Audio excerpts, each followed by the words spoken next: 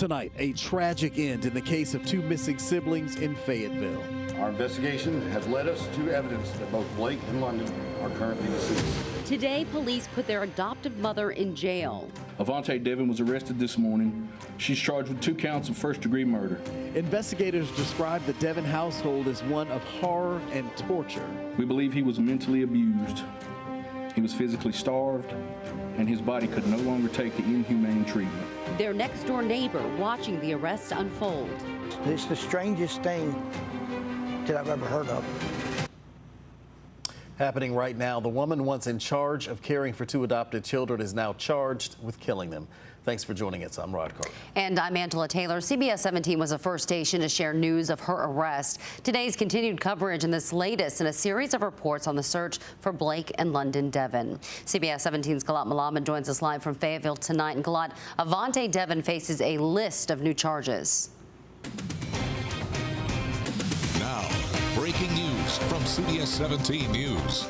Tonight, political pressure is mounting against Republican Lieutenant Governor Mark Robinson. He is facing calls from his own party to get out of the race for North Carolina governor. This is all because of a story that CNN just published about him late this afternoon. It highlights comments that he appeared to make on a pornographic website, including calling himself a, quote, black Nazi. But tonight he's standing firm on staying in the race after posting a response on social media. We're bringing you live team coverage tonight. We begin with our Capitol reporter Michael Hyland, who is in Raleigh for us. Michael, what is Robinson saying about all of this? Now, local news that matters. This is CBS 17 News. They dismembered him and burned his remains. Now at 11, a Fayetteville woman is behind bars accused of killing 2 children she adopted. The chilling details that police shared today. I think the NTSB is going to use all types of data points to try to understand exactly what happened here. A new report on a deadly plane crash in Siler City, what authorities say happened moments before it went down. A local mother is outraged tonight. She says her daughter's teacher made racist comments and threatened her. Had run-ins with him in the past with things that he said that are disrespectful.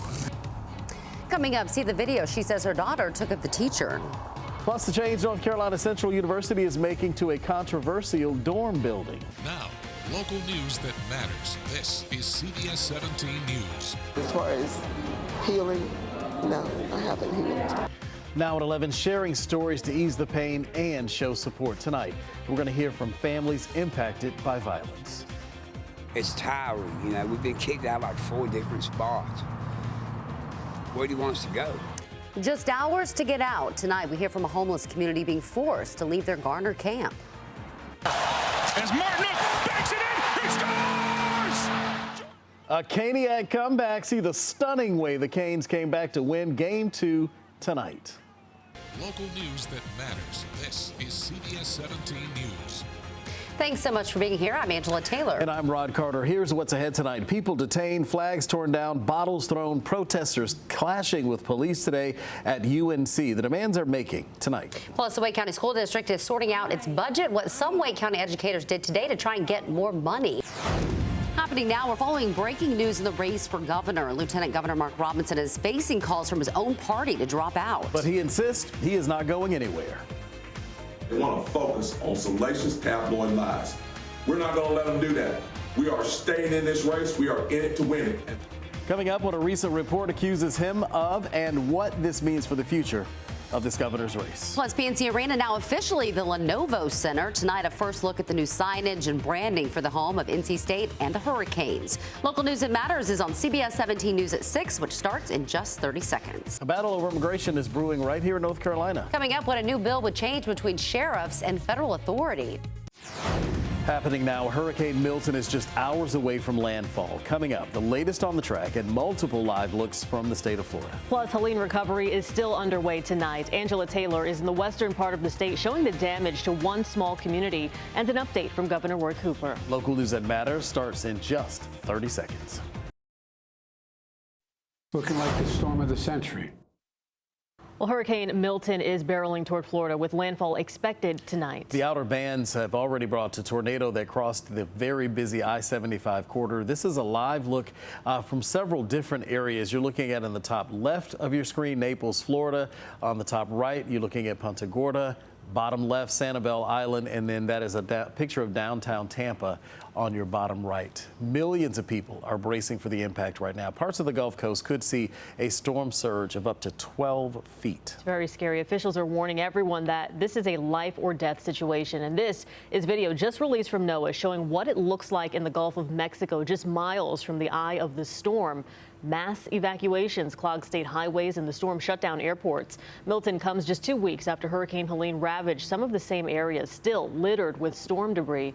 State officials say crews managed to remove about half before time ran out and are prepared to respond to this historic storm. Hazards are increasing. Depending where you are, it may not be safe, certainly to get on the interstate at this point. We'll be bringing you more coverage on Hurricane Milton coming up later in the newscast. Of course, it's been a very busy nearly 2 weeks since Hurricane Helene devastated western North Carolina. Tonight, we're bringing you live team coverage with updates from across the state. We begin with CBS 17's Maggie Newland. And Maggie, Governor Roy Cooper just gave an update on the recovery efforts. Now, local news that matters. This is CBS 17 News. An iconic comeback tonight in Raleigh where the Canes stormed back to beat the Islanders 5-3. Good evening, everyone. I'm Angela Taylor. And I'm Rod Carter. So glad you could join us. It was quite the game tonight. I know LL Cool J used to say don't call it a comeback, but that's what we could call it tonight after New York pulled out to a 3-0 lead. It was all Canes after that. Teuvo Teravainen, and everyone calls him Turbo, and that's the reason why he put one right in the middle of the second period to get the Canes on the board. Then midway through the third, Seth Jarvis made it a 1-goal game, and that's when things got a little chaotic with an empty net and just over 2 minutes remaining. Sebastian Aho scored on a one-timer. And then on the ensuing faceoff just 9 seconds later, Jordan Martinhook put it in the net to take that lead. The Canes then put it in an empty netter to close it out 5-3. Carolina now holds quite the nice lead, 2-0 in this series. CBS 17's Jordan Kramer was among the Caniacs tonight. Jordan, how high was the energy in the arena? I can't even imagine.